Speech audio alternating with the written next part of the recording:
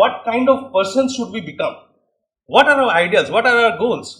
What should we strive to attain? And at the age of 18, he decided that this is what he wanted to become. He said that this is my goal. This is what I want to become. Every human being should strive to become the embodiment of the past, product of the present, and prophet of the future. I haven't seen a better articulation of goal even in management textbooks. So these are the words of an 18-year-old. Baba Sahib Ambedkar was not really a great friend of Subhas Bose, but these were his words. These were his words. I mean, he credited Subhas Bose, the INA trials, and Subhas Bose for the hasty retreat of the British Raj.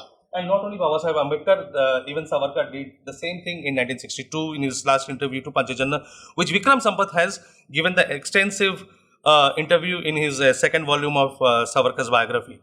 Now, this is something which is astonishing. And many of you know the story, but I don't think many of you have seen the letter actually written by Justice Phanibhushan Chakraborty, when he was acting governor of West Bengal, and Clement Attlee came visiting India and spent a couple of nights in Bengal Raj Bhavan.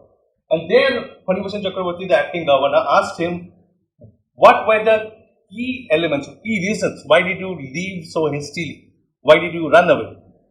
And what was the role of Gandhi's Gandhian movement in your retreat? So this is what he said. I mean, these are these words. Whatever Attlee told him that it was primarily due to the unrest created by the trial of INA and Subhas Bose's impact in the Indian political scenario at that time, which led to the revolt in the Royal Indian Air Force, followed by the Royal Indian Navy, and the massive student unrest across the country over the INA trials. That's when they realized that they had lost the loyalty of the British Indian Army, the armed forces, the Indians in the armed forces, many of whom were being decommissioned. They were being sent back to the villages. And that is the first time when they get to know about the INA. Before that, there was a complete blackout on INA and Subhas Bose. No Indian knew, except those who could clandestinely listen to Subhas Bose's broadcasts. Nobody knew that what was going on there, what Subhas Bose was doing, and there was this creature called INA, the Indian National Army.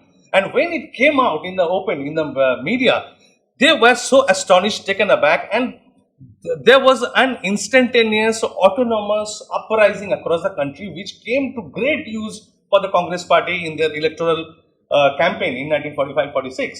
And Congress used it very nicely. Even Panditji put on a black coat, and you will see in social media, I have to refer to social media time and again because that's where the debate is happening and where it goes on.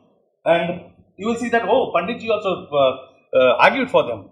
I haven't been able to find a single word spoken by him in the report trials. Although he did the photo op.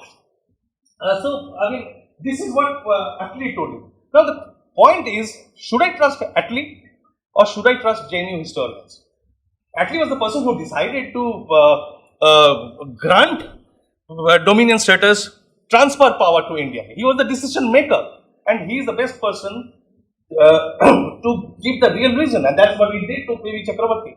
And P.V. Chakraborty wrote this letter to Ramesh Chandra Majumdar. Ramesh Chandra Majumdar unfortunately did not publish it in any of his history books. He published it in his Bangla autobiography. So this has remained inaccessible to many people. And this book, unfortunately, again is out of print.